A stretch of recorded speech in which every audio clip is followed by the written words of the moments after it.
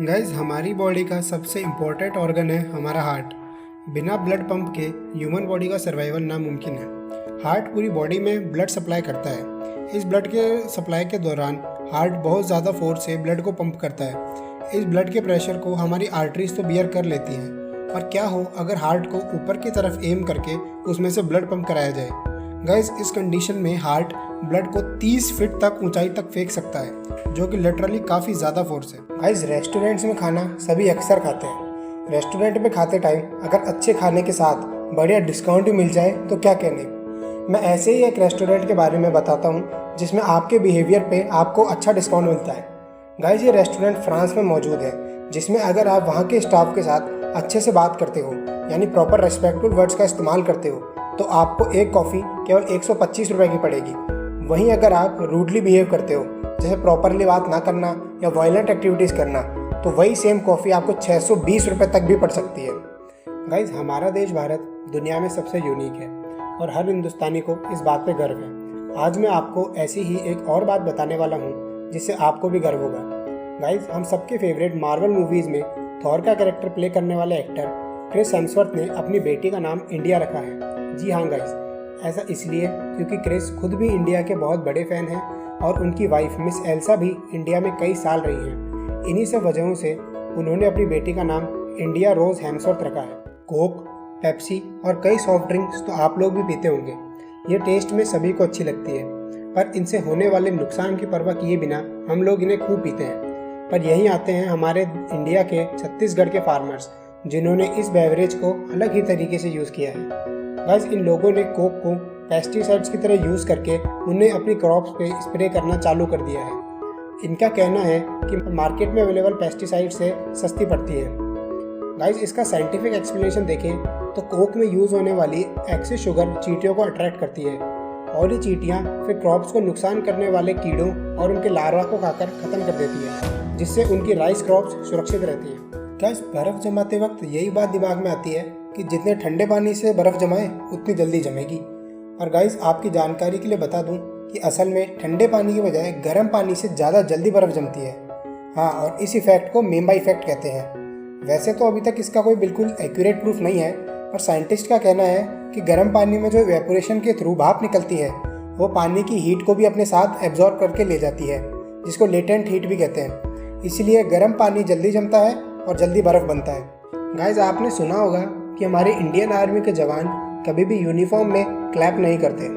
ये बात सही है, पर ये आधी सच्चाई है। असली बात यह है कि आर्मी में अगर किसी सर्विंग ऑफिसर को ऑनर किया जा रहा हो तो उसके लिए उन्हें क्लैप करना अलाउड नहीं है। अब ये कोई रूल तो नहीं है, पर वो ऐसा ये शो करने के लिए करते हैं कि अपनी सर्विस के दौरान उस आर्मी ऑफिसर का काम ही है देश की सेवा करना, और उसके लिए उसे किसी बाहरी क्लैपिंग की ज़रूरत नहीं है। इसके बजाय अपना ग्रैटिट्यूड शो करने के लिए वो क्लैप करने की जगह उनके लिए स्टैंडिंग ओवेशन देते हैं, और अगर कोई सीनियर ऑफिसर है तो वो शेक हैंड भी कर सकता है।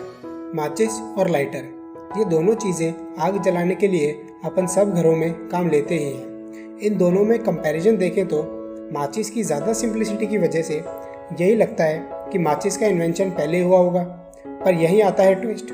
जी हाँ भाई, सही सोचा आपने। एक्चुअली लाइटर का आविष्कार माचिस से पहले ही हो गया था। जहाँ पर लाइटर 1823 में ही बन गया था, वहीं फ्रिक्शन बेस्ड मैचेस का इन्वेंशन उसके 3 साल बाद 1826 में हुआ था।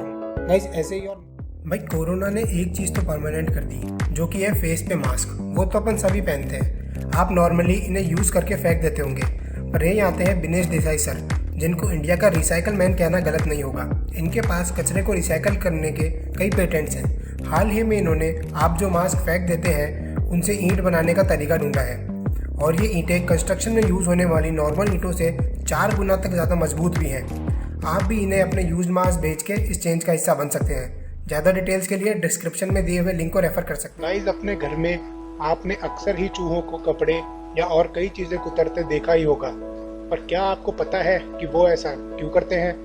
तो गाइस आपको यह बता दूं कि चूहों के दांत अक्सर ही बढ़ते रहते हैं, और इन्हें नियंत्रण में रखने के लिए, इन्हें सही रखने के लिए ही वो ऐसा करते हैं।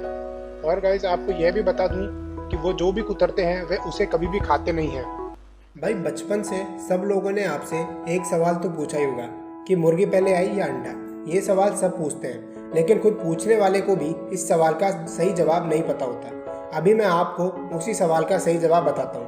गाइस, साइंटिस्ट ने रिसर्च करके ये ढूंढा है कि एग की आउटर लेयर में एक खास तरह का ओवोक्लाइडिन नाम का प्रोटीन पाया जाता है, जो कि अंडे की फॉर्मेशन में बहुत यूजफुल होता है, और ये प्रोटीन केवल मुर्गी में ही पाया जाता है। तो अब ये बात तो क्लियर है कि मुर्गी ही किसी दूसरे समुद्री बीइंग से इवॉल्व होकर पहले आई है। गाइस, इस बात का प्रूफ होली बाइबल में मिलता है।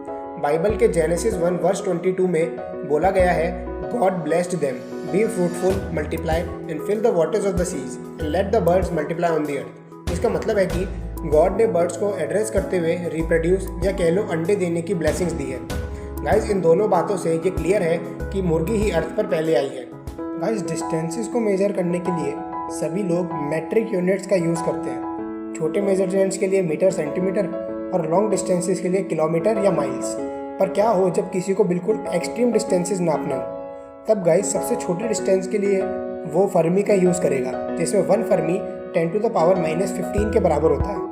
और लॉन्गेस्ट डिस्टेंस के लिए वो 1 गीगा पार्सेक या 1 जीपीसी का यूज़ कर सकता है, जो कि होते हैं इतने मीटर। एक बात और, लेंथ की सबसे छोटी मेजरमेंट वैसे तो प्लैंक लेंथ होती है, पर उसका कोई फिजिकल सिग्निफिकेंस नहीं है। गाइस, साइंस फिक्शन मूवीज़ में अक्सर ही आपने देखा होगा कि वो जब भी किसी बंदे को बिना स्पेस सूट वगैरह के स्पेस में दिखाते हैं, तब वो यही दिखाते हैं कि स्पेस सूट ना होने से उसी वक्त वो इंसान या तो मर जाता है या उसकी बॉडी काइंड ऑफ ब्लास्ट हो जाती है। एक्चुअली गाइस, इस बात में बिल्कुल सच्चाई नहीं है। असल में अगर कोई कभी स्पेस में बिना किसी सेफ्टी इक्विपमेंट के फंस जाता है, तो वो ऑक्सीजन ना मिलने से पहले केवल बेहोश होगा, फिर सन की डायरेक्ट हीट से उसकी बॉडी जल जाएगी और स्पेस से एक्सपोज होने के 2 मिनट बाद उस आदमी की मृत्यु होगी। भाई, ताश तो आपने भी कभी ना कभी खेली होगी, अगर नहीं तो देखी तो होगी। उसमें 4 बादशाह होते हैं, ईट यानी डायमंड का, हुक्म यानी स्पेड्स का, चिड़ी यानी क्लब्स का और पान यानी हर्ट्स का। अपन इनको बस इसी नाम से जानते हैं, पर गाइज असल में इन चारों बादशाहों को पास्ट के रियल किंग्स को देखते हुए बनाया गया है, जिसमें ईट का बादशाह है जूलियस सीजर, हुक्म का बादशाह है किंग डेविड, चिड़ी का बादशाह है अलेक्जेंडर द ग्रेट और पान का बादशाह है king of France Charlemagne. Guys, ऐसे ही और फैक्ट्स के लिए चैनल को सब्सक्राइब जरूर करें। अगली वीडियो मिलता है। जय हिंद।